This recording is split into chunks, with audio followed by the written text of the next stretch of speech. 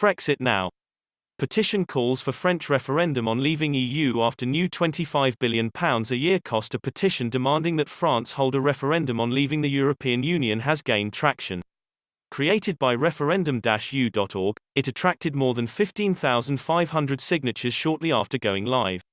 As well as gaining widespread backing among France's increasingly Eurosceptic public, many influential commentators also voiced their support for it. Proponents include top journalist Alexis Poulain, whistleblower Stéphanie Jabord, and economist Olivier Delamarche. On the page inviting people to sign the petition, it says, in 2005 to 55% of French people voted no to the European Constitutional Treaty. Since then, no referendum on the European Union has taken place. Is this normal? However, two major changes have just occurred. And these changes will cost the French dearly.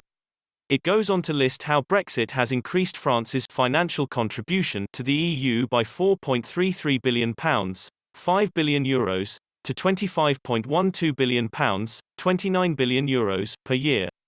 This skyrocketed to £34.65 billion, €40 billion, after the European Commission adopted the EU relaunch plan following the economic crisis caused by COVID-19 earlier this year, it said. It goes on to say, can we agree to pay such sums without being consulted? No. We must be able to vote on this subject. The petition is the latest nail to be driven into the European Union's coffin, whose demise has only been hastened by the COVID pandemic. Express.co.uk previously reported how a prominent Frexit campaigner launched a scathing attack after fears were expressed over the future of the Eurozone. Marc Touati spoke as calls for France to be one of the next countries to leave the European Union intensify.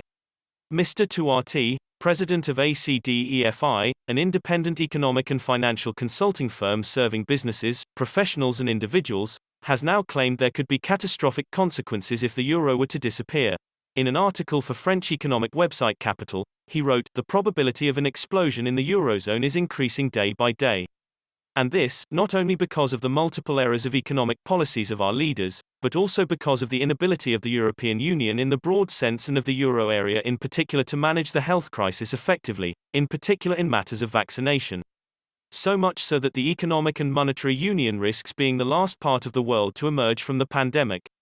Faced with such failures, we must therefore recognize that the eurozone itself is indeed in danger. Rather than taking refuge in denial and rejecting this possibility, as too many European leaders and citizens do, it would be much more appropriate to accept this extreme case and to think about the disastrous consequences that it could entail, so as to understand what to do to avoid it. This is what we propose to do." Mr. Touati warned if France were to leave the Economic and Monetary Union, EMU, interest rates would soar. That would trigger a massive collapse in investment and consumption, which would consequently be followed by a recession.